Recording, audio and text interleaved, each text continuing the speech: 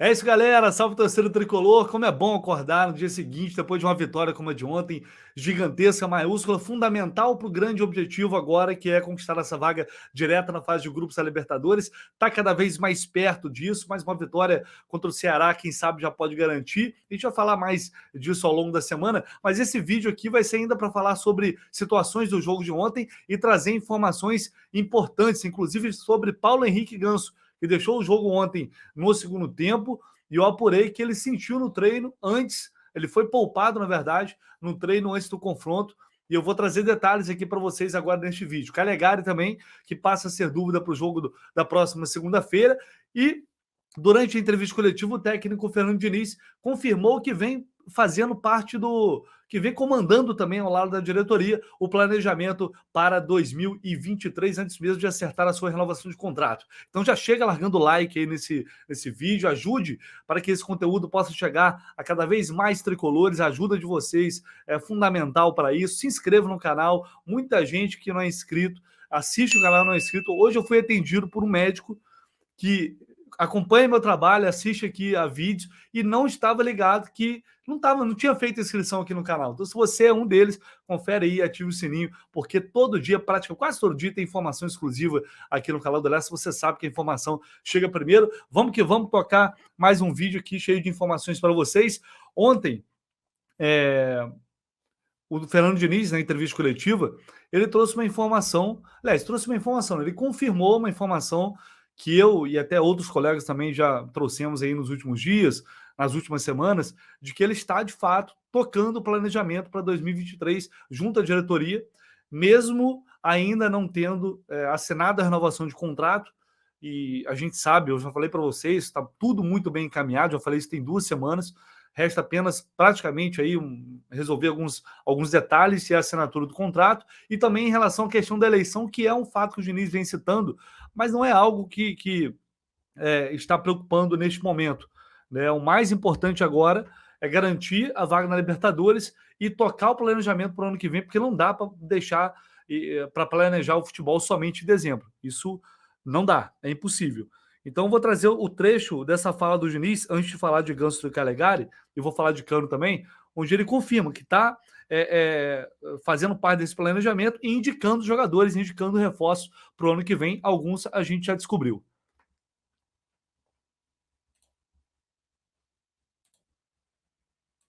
Não, pode até ser, mas o Fluminense já tem um bom caminho assim de planejamento. Tem muitos jogadores, a base do Fluminense está aí. Muitos jogadores já têm contrato, não tem assim uma coisa, não vai acontecer nada de muito exagerado. Tem alguns nomes que é de consenso meu como do clube, alguns poucos nomes que a gente indicou, então não vai de maneira alguma assim, estragar nenhum tipo de planejamento para o ano que vem. Mas eu acho que tem que ter calma nessa hora para a gente tem conversado coisas já. Sabe assim, só a gente tem que ter calma para poder ser uma coisa assim para determinar aquilo que vai acontecer. Eu acho que a gente tem que ter calma. Só acho que a primeira coisa, no meu caso, é focar para o time terminar o mais alto possível o Campeonato Brasileiro. Em relação ao Calegari que você falou, eu vou respondo sempre. A gente tem assim uma tendência de achar que a mudança do time é uma peça, é uma dele e que você disser para poder ter as excelentes, jeito de jogar possível na tabela de classificação. Boa noite. Eu acho que a atuação do Corinthians está construindo um meio de campo que tem mais volume. Que te dá... A tua pergunta é o seguinte: obviamente que o Matheus entrou muito bem contra o Botafogo, poderia ter muito bem ter sido campeão da Copa do Brasil. Se você ficar ou não ficar, assim, o quanto que você acha que pode afetar? Porque que representa muito bem o que era necessário para ganhar o jogo. E como artilheiro. Nossa, o Diniz está liso pra caramba quando é para falar de renovação e tal, de planejamento, mas nessa ele confirmou que de fato indicou alguns poucos jogadores. A gente sabe que Keno e Reinaldo são 2 desses jogadores. Óbvio que a gente vai sempre tentar descobrir mais algum, né? Evidentemente, faz parte do nosso trabalho, mas são poucos jogadores, segundo ele, mas está indicando e está tocando esse planejamento, mesmo com indefinições aí em relação a esse processo eleitoral e tal, que a gente sabe que vai ter em novembro. E eu acho que é o que tem que acontecer, não dá para ficar esperando, não pode esperar. O planejamento tem que começar desde já para que o time possa ser fortalecido e que um elenco de fato seja melhorado para a temporada do ano que vem. Esse negócio de 3, 4 reforços, como o Mário Bittencourt falou, já disse para vocês, eu não concordo, acho pouco para a necessidade que o time tem hoje. A gente vai falar, mas vai ter muito tempo para falar disso ainda, mas acho pouco. Acho que o Fluminense precisa buscar mais opções para algumas posições. Só para ataque eu traria 2 jogadores, mas enfim, né, a gente vai ter que esperar mais um pouco para ver como é que o clube vai se desenrolar aí no mercado. Mas o Diniz confirmou de fato que já tá conversando, antes mesmo da sua renovação de contrato, sobre reforço para o ano que vem. Antes de seguir aqui com as informações, galera, só um minutinho da sua atenção para eu te apresentar um XBet. Se você ainda não conhece a XBet, tá perdendo porque é uma das maiores casas de apostas do mundo. Tem parcerias com Barcelona, com Liverpool, com Tottenham, tá no Campeonato Brasileiro, tá na La Liga. E por que isso é muito importante? É uma empresa que está acreditando aqui no meu trabalho, está acreditando aqui no canal e é uma excelente oportunidade, uma maneira que você tem de ajudar também na construção aqui do canal do Lessa. Vocês não têm noção do quanto isso é importante, essas empresas que apostam no nosso trabalho. Então, além disso, além de você me ajudar, você ganha bônus em dobro até R$ 1.200 no primeiro depósito. R$ 1.200. Já viu um bônus desse tamanho? Mas, claro, você não tem 1.000, não tem 500, não tem... Pelo amor de Deus, qualquer valor que você puder depositar para começar a brincar lá no XBet e faturar uma grana. Você depositou 50, você vai ter R$ 100 para apostar. Então, assim, esse bônus desse tamanho eu nunca vi. E é, sem dúvida alguma, das melhores experiências que eu estou tendo desde que eu comecei a conhecer algumas casas de aposta. Um XBet, eu estou curtindo demais. Eu tenho certeza que você também vai gostar. Dê essa chance e ainda de quebra ajuda demais e contribui demais para o meu trabalho. Conto muito com vocês. Vai lá, faça seu cadastro aqui na 1xBet. Então, vou trazer para vocês agora a informação sobre o Ganso, que eu prometi, né?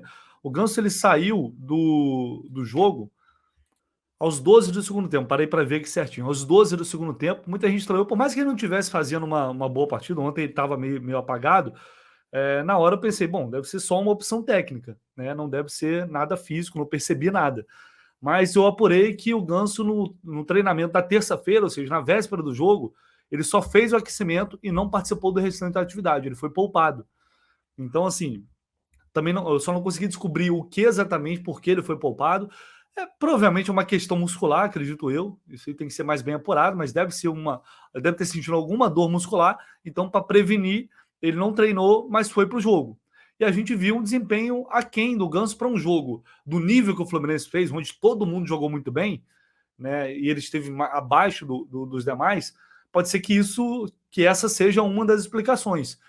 Também é aquele negócio, o cara pode estar numa noite que não é a melhor dele, né? Acontece também. O cara não joga demais, mas não é robô. Então, mas pode ser que isso tenha impactado. Você vê que ele saiu no segundo tempo já para ser poupado e evitar uma lesão, evidentemente. Isso que não pode acontecer, né? Temos jogos aí pela frente e o Fluminense não pode perder o Ganso agora.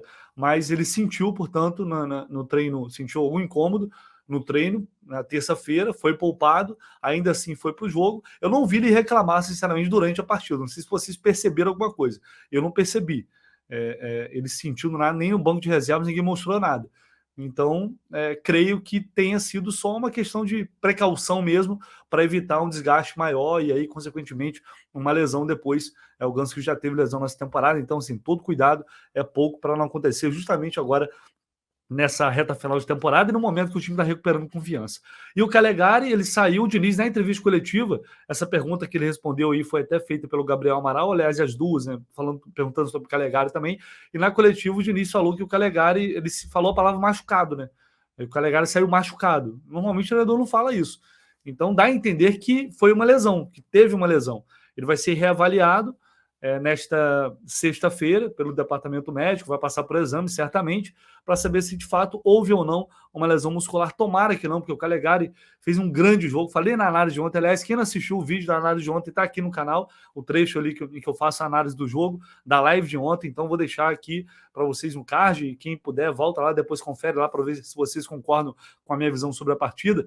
Vai ficar essa edição meio brusca aqui, porque eu já tinha finalizado o vídeo quando eu recebi uma informação logo em seguida, então eu tô refazendo aqui essa parte do Calegari para dizer que o seguinte: ontem o Gabriel Amaral, ele estava lá na Arena Corinthians ontem, e ele citou no vídeo dele lá no Raiz Tricolor que o Calegari chegou no vestiário mancando.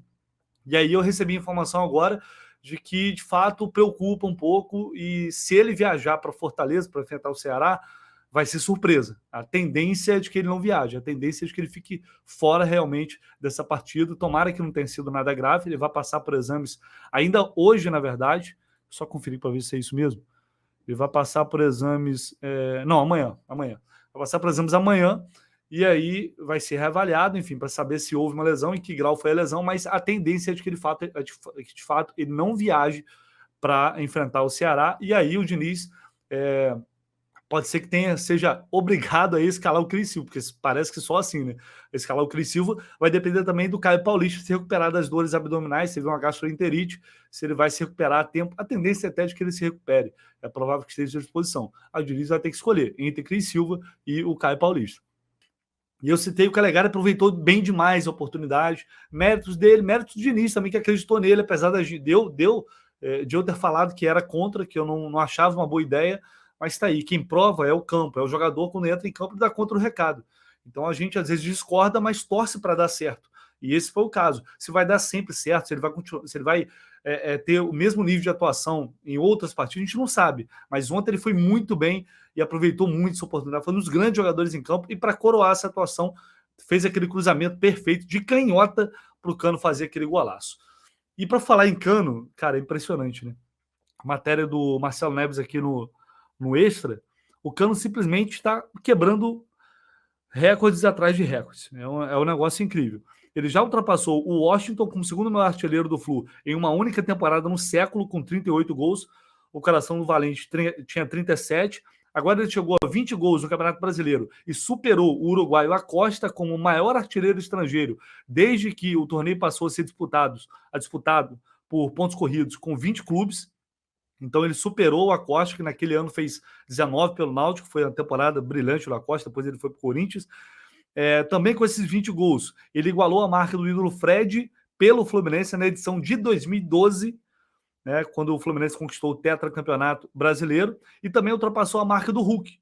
Ele passou o Hulk como artilheiro do brasileiro no ano passado. Então, assim, são 37 jogos.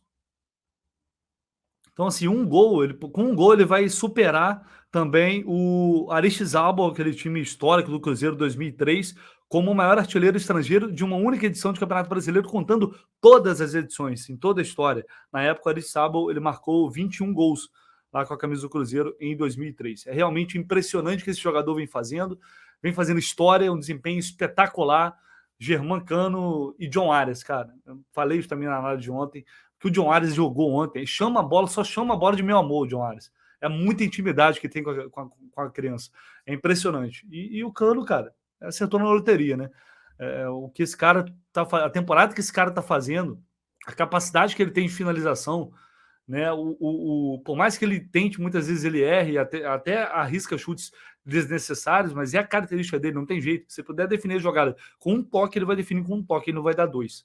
Isso o Germancano já era assim no Vasco e vem fazendo uma temporada ainda mais incrível com a camisa do Fluminense, espetacular, que esses dois jogadores, que esse colombiano, que esse argentino estão fazendo nesta temporada, e tomara que venha mais gols aí nesta reta final, para de fato entrar absolutamente para a história aí do nosso Campeonato Brasileiro. É isso, galera, deixem aí os comentários, né, o que vocês acharam sobre esse assunto, estão achando, enfim, quero trocar essa ideia com vocês, sempre muito importante essa interação, esse engajamento, compartilhe aí com todo mundo esse vídeo, e claro, deixa o like aí.